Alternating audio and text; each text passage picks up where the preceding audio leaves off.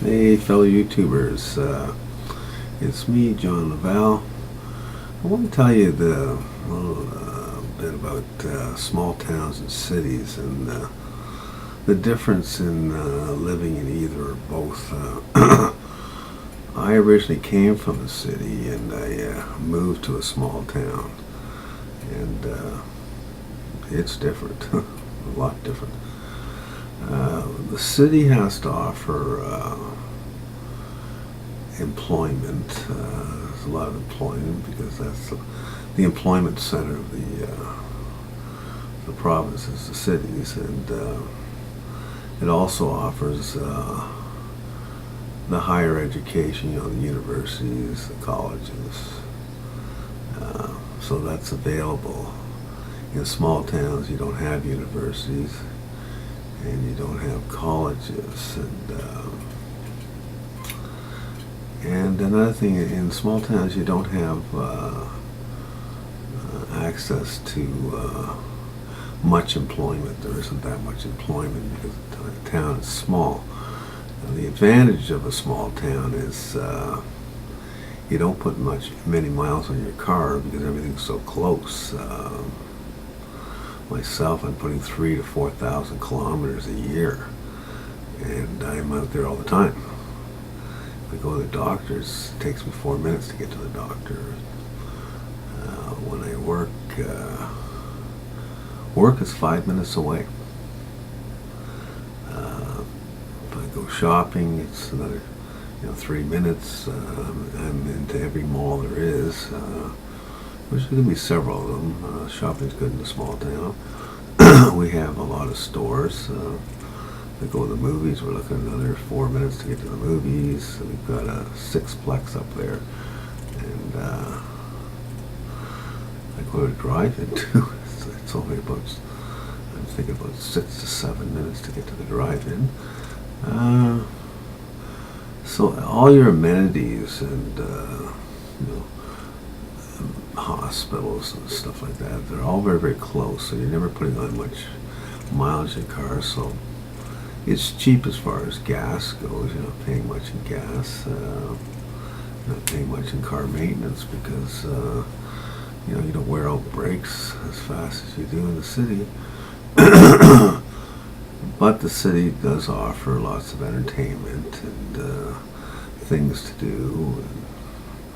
With small towns, if you don't fish and hunt, and not good for boating and stuff, and you can do picnics, and you can do lots of stuff here. I mean, we do have things we can go to. We have libraries and cultural centers and hockey arenas. We've got a lot of the stuff covered, but unemployment is a real issue in a small town. There's generally not a lot of it, and it makes it hard to live there. You need money.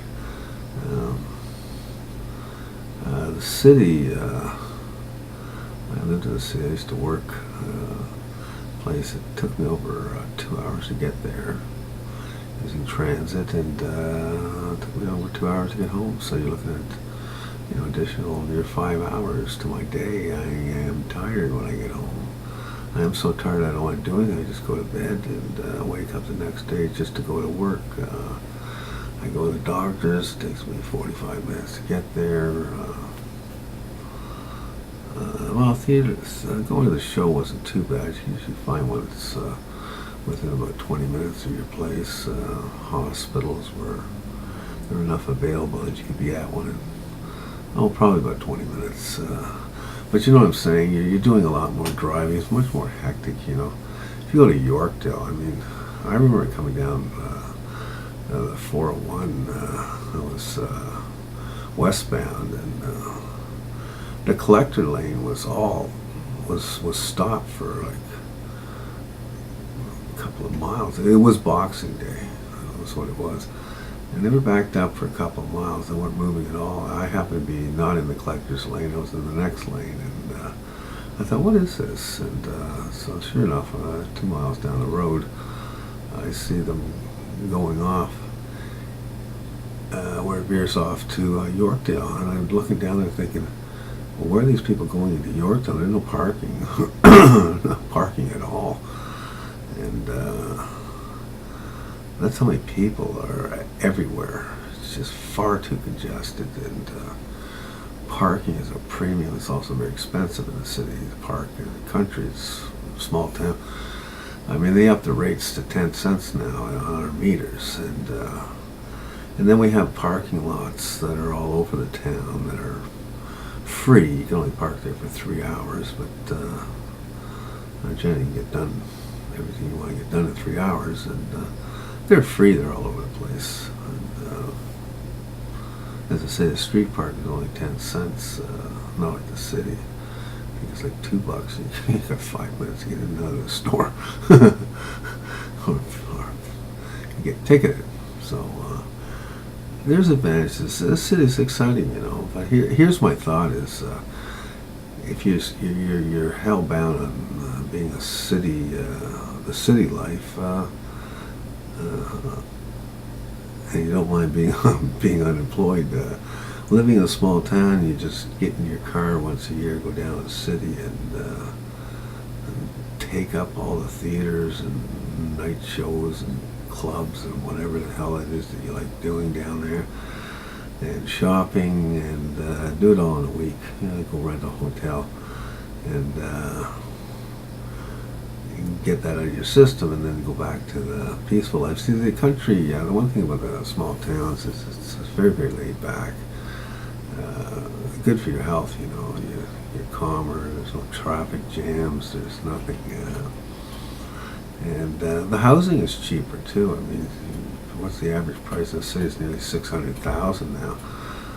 There are houses here that are under 100. They're fixer-uppers, but still, it just shows you that there's houses. A good house is only worth about $250 up here. A really decent house that you would pay, at least $6 down in the city, and that's the difference between the two. You're not used to the small town. It is different. If you're in a small town, you're not used to the city. It's different. Anyways, I lived in both. I lived in the city and I lived here, and I liked the city, but it was back in a time. We're looking at over 30 years ago. I lived there, and it was not exactly the same as it is now.